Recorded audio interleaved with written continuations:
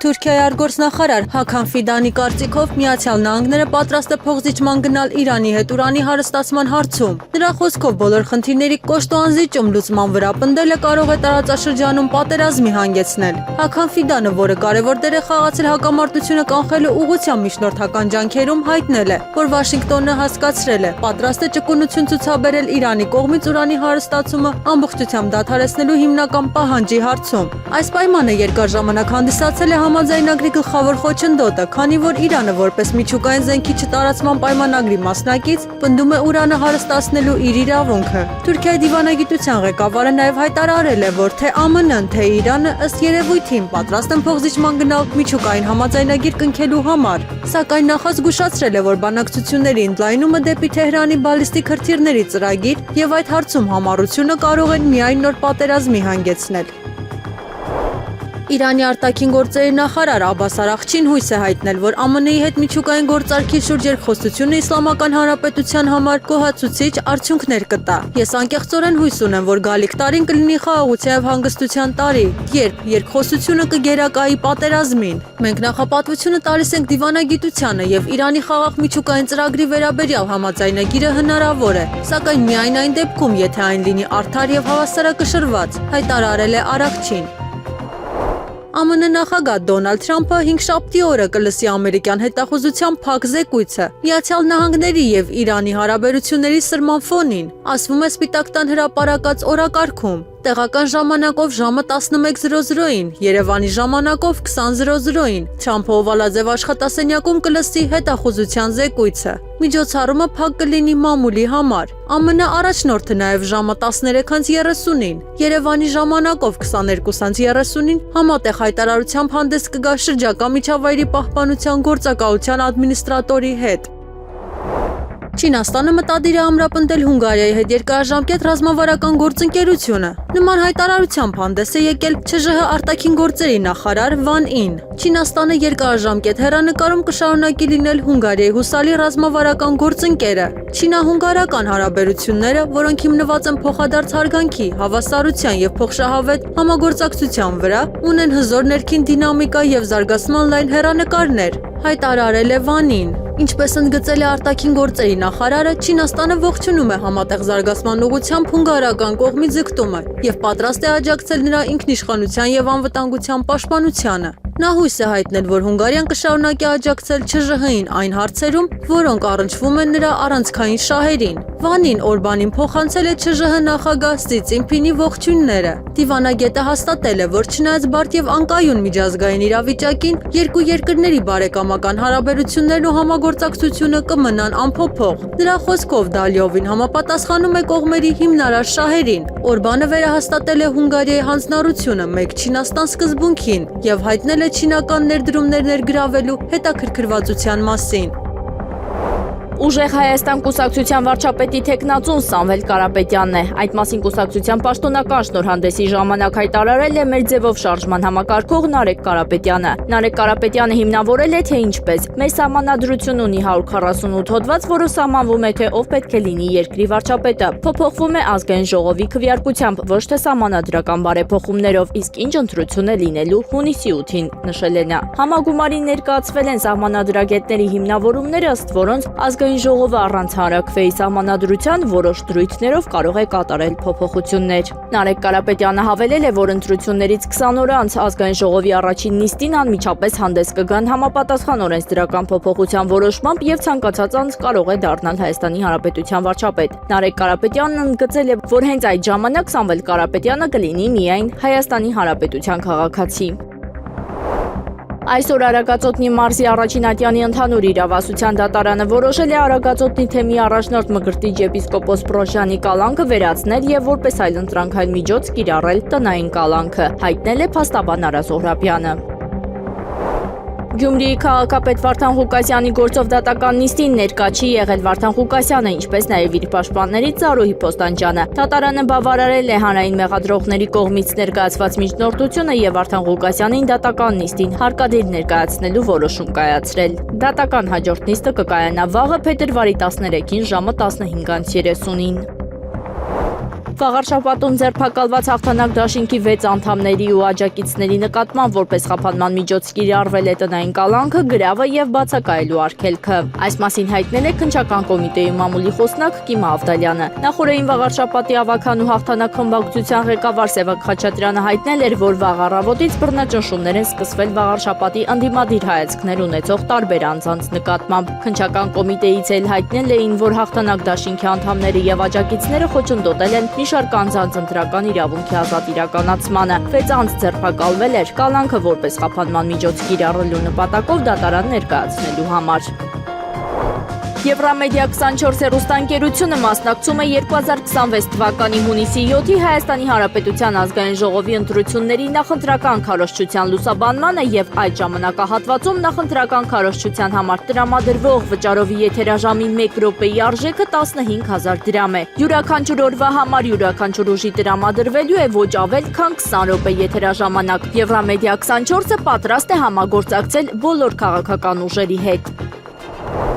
Շատ ուրախ եմ, որ այցելեցի Ադրբեջան, հայտնել է ԱՄՆ փոխնախագահ Ջեյմս Դեյվիդ Վենսը։ Նա նշել է, որ Ադրբեջանի նախագահի հետ քննարկել է մի շարք կարևոր հարցեր։ Վենսը ընդգծել է, որ ԱՄՆ նախագահ Դոնալդ Թրամփի ղեկավարության շնորհիվ Հարավային Կովկասում պատերազմի փոխարեն կլինի խաղաղություն եւ առևտրի զարգացում։ ԱՄՆ փոխնախագահը իր այցը Ադրբեջան անվանել է հիանալի եւ շնորհակալություն հայտնել երկրի նախագահ Իլհամ Ալիևին։ Ադրբեջանի նախագահին անվանելով ազդեցիկ համաշխարհային առաջնորդ Վենսը ընդգծել է, որ պետության ղեկավարի հետ քննարկել են տարածաշրջանային եւ համաշխարհային հարցեր, ինչպես նաեւ ահաբեկչության դեմ պայքարը։ Այսպիսով դա հիանալի այց էր, հավելել է Վենսը։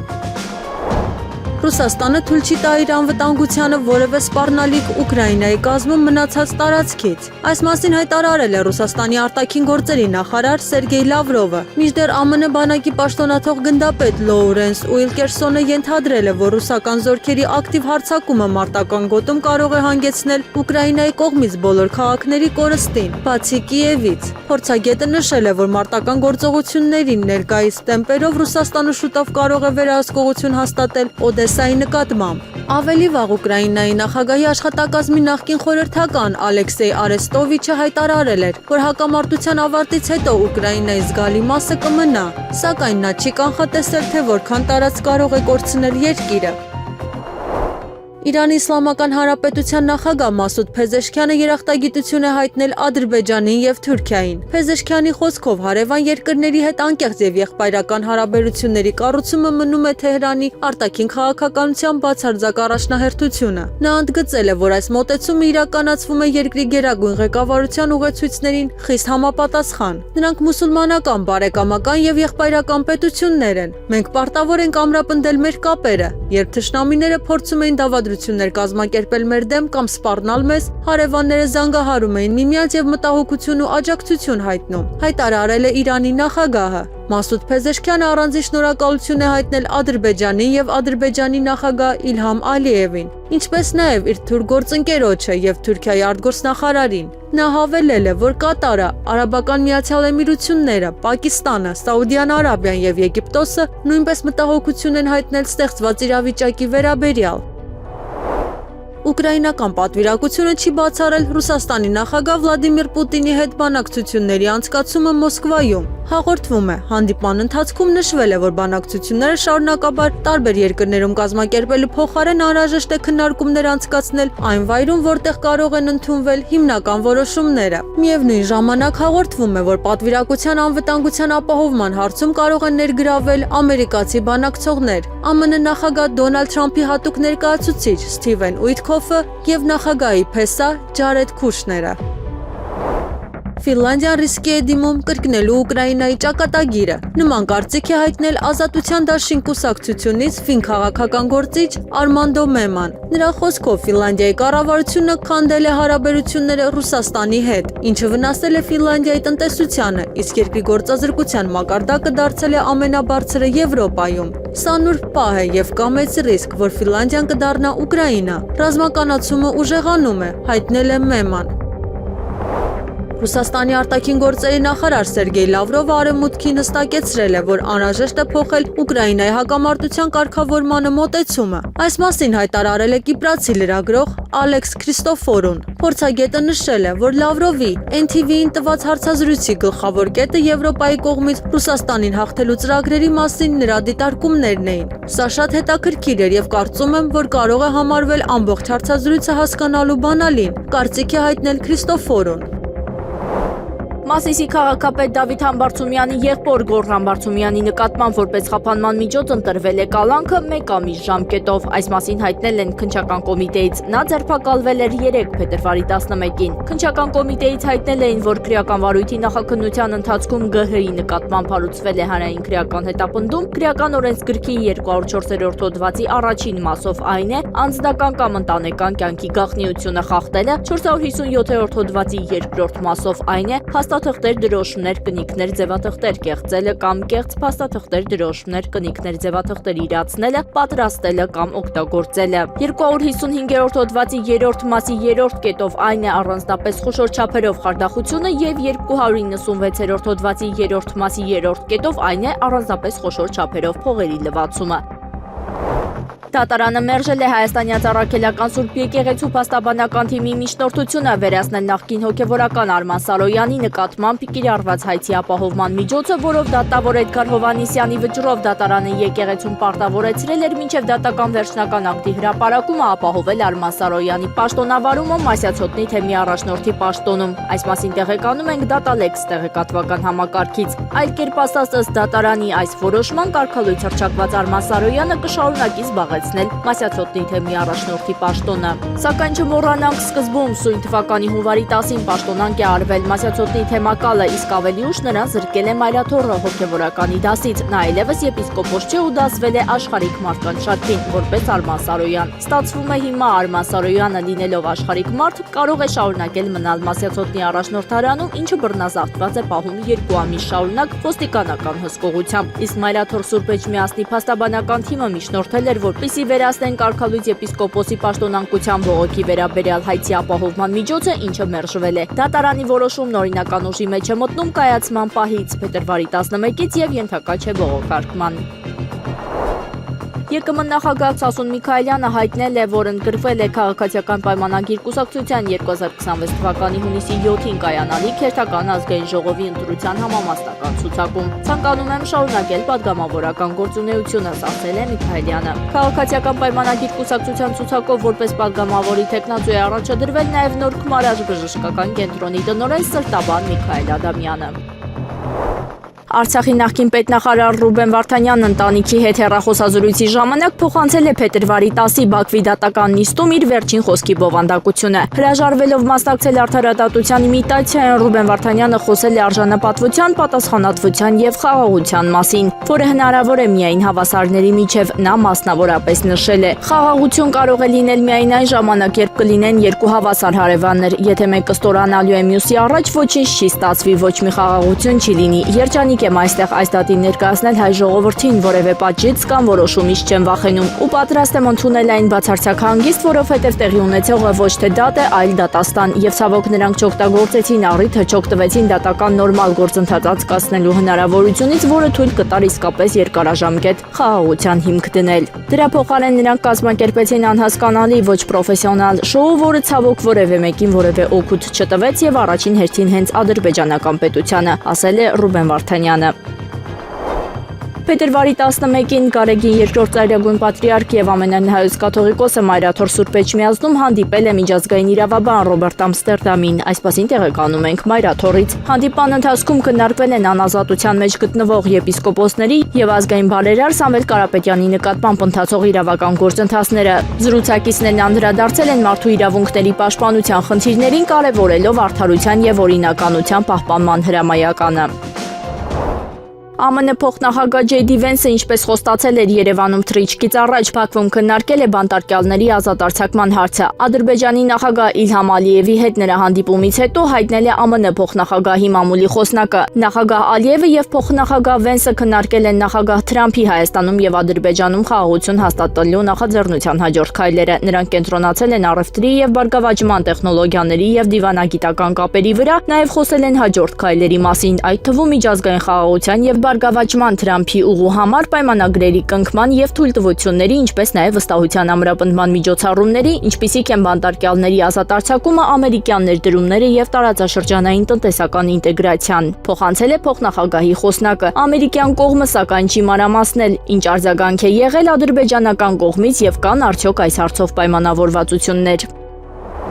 Հայաստանում բուժօգնությունն ապահովագրության շրջանակներում անվճար չէ, անվճար ոչինչ չի լինելու։ Այս մասին հայտարարել է առողջապահության նախարար Անահիտ Ավանեսյանը եւ պարզաբանել, որ պետությունը հստակ ծառայությունների համար, որոնց ցանկը հրապարակված է, ունի ապահովագրական փաթեթ առավել փոխհատուցման գներով։ Այո, ծառայությունների գերաճնշող մասով քաղաքացին այդ ծառայությունը ստանալուց որևէ հավելյալ վճար չի անում, այսինքն իր փոխարեն ամբողջությամբ վճարում է ապահովագրական հիմնադրամը։ Բժշկական կենտրոններում կան եւ շարունակելու են լինել վճարովի հիվանդասենյակներ։ Եթե որևէ բժշկական կենտրոնում սպառվել է մահճակալային ֆոնդը, որն ըստ էության VIP պալատ չէ, առանձնացված խնամքով պալատ չէ, այո, քաղաքացին պետք է հավելյալ վճարի դրա համար։ Եթե չի ուզում վճարի, պետք է ընտրի այլ բժշկական կենտրոն, որտեղ այդ պալատները, մահճակալները հասանելի են։ Մեր բժշկական կենտրոնների հնարավորություններն էլ անսահման չեն, պետությունն էլ չի ասել, որ ծառայությունը բոլոր դեպքերում պետք է ապահովի հենց կոնկրետ բժշկական կենտրոնում, ասել է այս ծառայության համար բազմաթիվ բժշկական կենտրոններ ունեն ապահովագրության պայմանագիր։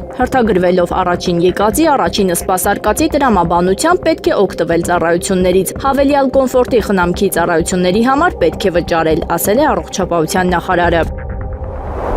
Այսօր առավոտյան գլխի վնասվածքով ծայրահեղ ծանր վիճակում Սպիտակի հիվանդանոց է տեղափոխվել Լոռու մարզի Ջրաշեն գյուղի 13-ամյա աշակերտ Ալիքն։ Երեխան դաշնցեցի է ենթարկվել դպրոցում, որտեղից էլ նրան այդ վիճակում տեղափոխել են հիվանդանոց։ Արձանագրվել է գիտակցության թեթև մթագնում եւ շոկային վիճակ։ Երեխայի մոտ գլխուղեղի ցնցում է ախտորոշվել։ Եվրամեդիա 24-ի հետ զրույցում հայտնել է Սպիտակի դպրոցի տնօրեն Վարդուհի Սիսակյանը։ Տնօրենը հայտնել է, որ կատարվել են բոլոր անհրաժեշտ հետազոտությունները, ներառյալ համակարգչային տոմոգրաֆիա, ինչպես նաև նեղ մասնագիտական խորհրդատվություններ մանկաբույժի, նյարդաբանի եւ ռեանիմատոլոգի կողմից։ Հետազոտությունների արդյունքում հայտնաբերվել է նաև ակնակապճի պատրվածք որոշակի տեղաշարժով, որը բժիշկների գնահատմամբ տվյալ պահին երեխայի ընդհանուր առողջական վիճակի վրա էական ազդեցություն չի ունեցել։ Անվտանգության եւ հետագա մասնագիտական հսկողության նպատակով երեխան տեղափոխվել է Երևան նեղ մասնագիտական կլինիկա, որտեղ առկա են մանկական նյարդաբան եւ նյարդավիրաբույժ։ Երեխայի բուժումը շարունակվում է համապատասխան մասնագիտական վերահսկողության պայմաններում, նշել է Սպիտակի հիվանդանոցի տնօրենը։ Ռուսական զորքերը չեն պատրաստվում կանգ առնել, ուստի Ուկրաինան պետք է շարունակի ամրապնդել իր զինված ուժերը, այդ թվում հակաօդային պաշտպանությունը, հայտարարել է Ուկրաինայի նախագահ Վոլոդիմիր Զելենսկին։ Ռուսական բանակը չի պատրաստվում կանգ առնել, նրանք պատրաստվում են շարունակել մարտերը, եւ միայն մեր ուժերն են իսկապես աշխատում կյանքեր պաշտպանելու համար, ինչը նշանակում է, որ մենք պետք է շարունակենք աջակցել եւ ամրապնդել Ուկրաինան, հայտարարել է Զելենսկին։ Նրա խոսքով հոպի ամրապնդումը, կայունության աջակցության փաթեթները եւ Ռուսաստանին պատասխանատվության ենթարկումն այն ամենի համար, ինչ արվում է պարտադիր նախապայմաններ են կյանքեր պաշտպանելու համար։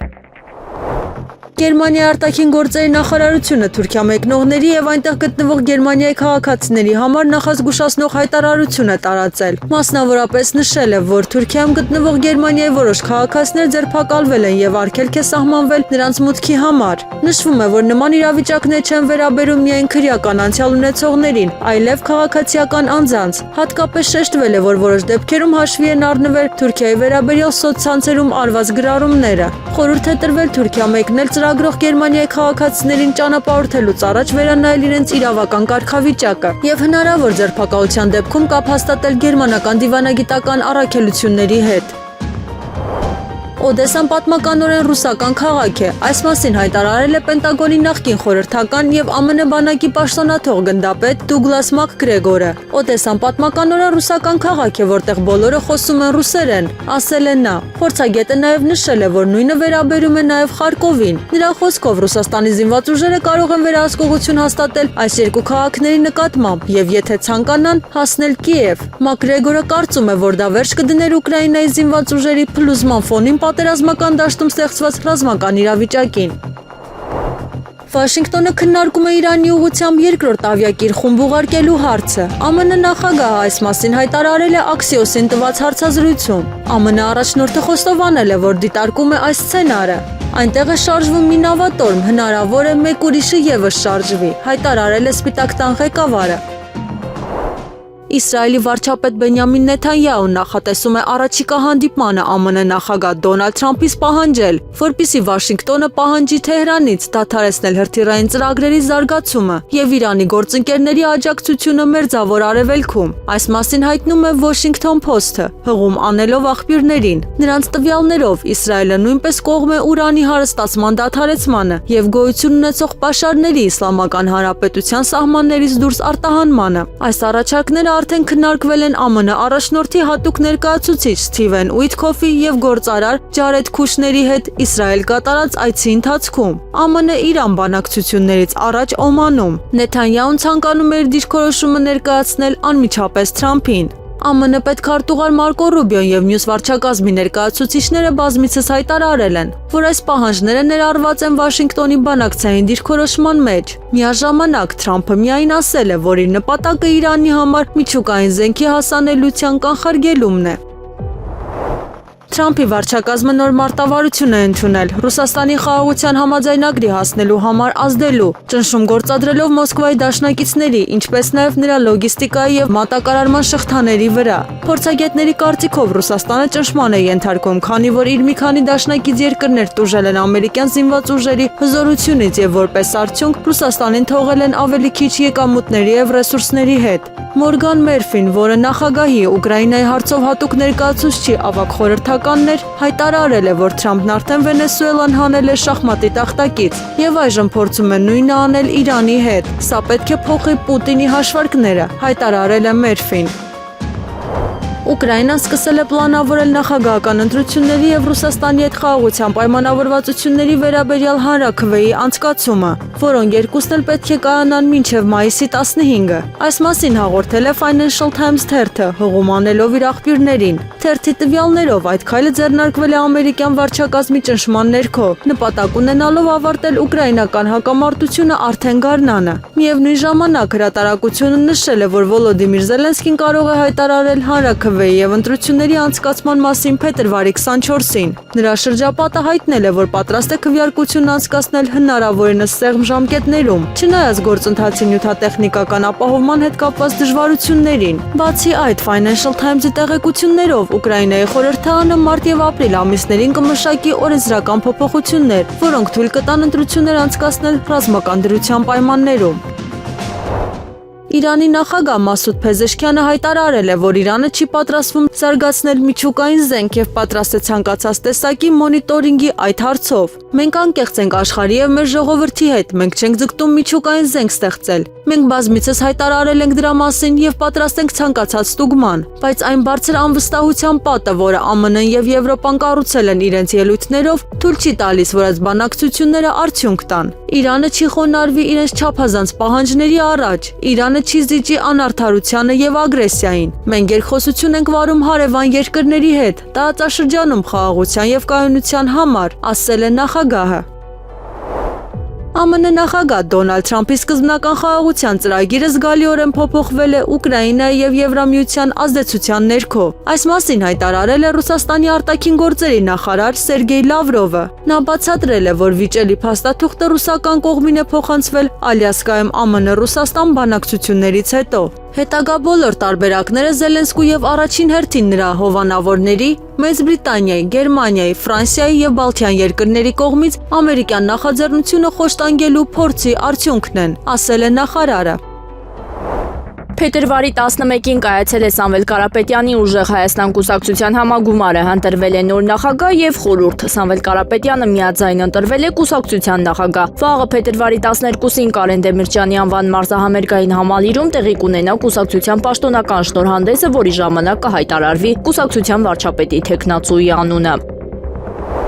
Խոչընդոտել են ընտրական իրավունքի իրականացմանը, 6 անձ ձերբակալվել է։ Այս մասին հայտնել է քննչական կոմիտեն, անդրադառնալով էջմիածնում տեղի ունեցած խուզարկություններին եւ ընդդիմադիրների ձերբակալություններին։ Քննվող քրեական վարույթի նախաքննության ընթացքում առերևույթ փաստական տվյալներ են ձեռք բերվել այն մասին, որ 2025 թվականի նոյեմբերի 16-ին վաղարշաբաթ խոշորացված համայնքում տեղական ինքնակառավարման մարմինների ընտրությունների ընթացքում հաղթանակ կուսակցությունների դաշինքի հավաքան ու ցուցակում ընդգրկված ՍԴ-ն, ՆՕ-ն եւ նույն դաշինքի աջակիցներ ԱԱ-ն եւ ՄՄ-ն նախնական համաձայնությամբ խմբի կազմում ընտրությանը մասնակցելու իրավունք ունեցող մի շարք անձանց ուղղորդել են քվեարկել դաշինքի օգտին, այդ կերպ խոչընդոտելով անձնական ընտրական իրավունքի ազատ իրականացմանը։ Նախաքննության ընթացքում 7 անձի նկատմամբ հարուցվել է հանրային քրեական հետապնդում քրեական օրենսգրքի 210-րդ հոդվածի 2-րդ մասի 6-րդ կետով։ Այն է մի խումբ անձանց կողմից նախնական համաձայնությամբ ընտրական կամ հանրաքվեին մասնակցելու իրավունքի իրականացումը, ընտրական հանձնաժողովների աշխատանքներին կամ ընտրությանը կամ հանրաքվեին մասնակցող անձանց իրավունքների կամ պարտականությունների իրականացումը խոչընդոտելը։ 6 անձ ձերբակալվել է կալանքը որպես խափանման միջոց կիրառելու նպատակով դատարան ներկայացնելու համար։ Վերջիններիս բնակության հասցեներում եւ կից օժանդակշինություններում կատարվել են խուզարկություններ, որոնց արդյունքում հայտնաբերվել են քրեական վարույթի համար նշանակություն ունեցող փաստաթղթեր։ Երբ ես 2022 թվականին այցելեցի Հայաստան որպես խոսնակ, մեր կոնգրեսի պատվիրակությունը կանգնած Ծիծեռնակաբերդում հստակ ու առանց ներողություն խնդրելու խոսեց Հայոց ցեղասպանության մասին, քանի որ ճշմարտությունը կարևոր է։ Այս մասին ասել է ԱՄՆ կոնգրեսի ներկայացուցիչների պալատի նախկին խոսնակ Նենսի Փելոսին։ Այդ ճշմարտությունը վերահաստատվեց, երբ ներկայացուցիչների պալատը 2019 թվականին մեծամասնությամբ ընդունեց երկկուսակցական բանաձևը, ճանաչելով Հայոց ցեղասպանությունը, եւ երբ նախագահ Բայդենը 2021 թվականին ցուցաբերեց բարոյական առաջնորդություն, պաշտոնապես ընդունելով այն մի դիրքորոշում, որը ամոթալիորեն հետ է շրջվել Թրամփի վարչակազմի կողմից։ Խորապես հիասթափեցնող է թեև ոչ զարմանալի տեսնել, որ փոխնախագահը ջնջում է այդ ճշմարտությունը ճանաչող գրառումը։ Պատմության ջնջումը անարգում է զոհերի հիշատակը եւ թուլացնում մեր հանձնառությունը մարդու իրավունքներին ամբողջ աշխարհում, նշել է Փելոսին։ Հիշեցնենք, որ Փելոսիի խոսքերը վերաբերում են ԱՄՆ փոխնախագահ Ջեյ Դի Վենսին, ով X-ի էջում Ծիծեռնակաբերդի հուշահամալիր այցելության մասին գրառումը ջնջել էր, ապա վերահրապարակել այն առանց Հայոց ցեղասպանություն արտահայտության։ Հունգարիայի վարչապետ Վիկտոր Օրբանը հայտարարել է, որ Եվրամիության կողմից մշակվող ծրագիրը Ուկրաինային արագացված կարգով միացնել Եվրամիությանը բացահայտ պատերազմի հայտարարություն է Բուդապեշտի դեմ։ Նրանք որոշել են, որ Ուկրաինան կընդունվի Եվրոպական միություն արդեն 2027 թվականին։ Այս նոր ծրագիրը բացահայտ պատերազմ հայտարարություն է Հունգարիայի դեմ, հայտնել է կառավարության ղեկավարը։ Նրա խոսքով Եվրամիությունը եւ Ուկրաինան չեն հարգում հունգարացի ժողովրդի որոշումը եւ պատրաստ են ցանկացած միջոցով տապալել հունգարական կառավարությունը։ Եղանակը առաջիկա օրերին փետրվարի 12-ից 13-ը առանձին շրջաններում ժամանակ առ ժամանակ 14-ից 3-ը շրջանների զգալի մասում սպասվում են տեղումներ, նախալեռնային եւ հովտային շրջաններում ձնախառն անձրևի, լեռնային շրջաններում ձյան տեսքով։ Լեռնային առանձին շրջաններում սպասվում է բուք ցածր հորիզոնական տեսանելիություն, փետրվարի 15-ից 16-ը սպասվում է առանց տեղումների եղանակ, քամին հարավարևմտյան 2-ից 5 մետր/վայրկյան, փետրվարի 13-ից 16-ը առանձին շրջաններում սպասվում է նաև քամուշ գնացում 13-ից 16 մետր/վայրկյան արագությամբ։ Փետրվարի 12-ից 15-ը գիշերը եւ առավոտյան Շիրակի եւ Արարատյան դաշտի առանձին հատվածներում, Կոտայքի եւ Արագածոտնի նախալեռներում, այդ թվում Երևանում սպասվում է մառախուղ։ Փետրվարի 12-ից 13-ը գիշերը եւ առավոտյան հանրապետության ավտոճանապարհներին սպասվում է մերկասառույց։ Օդի ջերմաստիճանը փետրվարի 13-ից 16 աստիճանաբար կբարձրանա 4-ից 6 աստիճանով, Լոռիում, Տավուշում եւ Սյունիքում 8-ից 10 աստիճանով։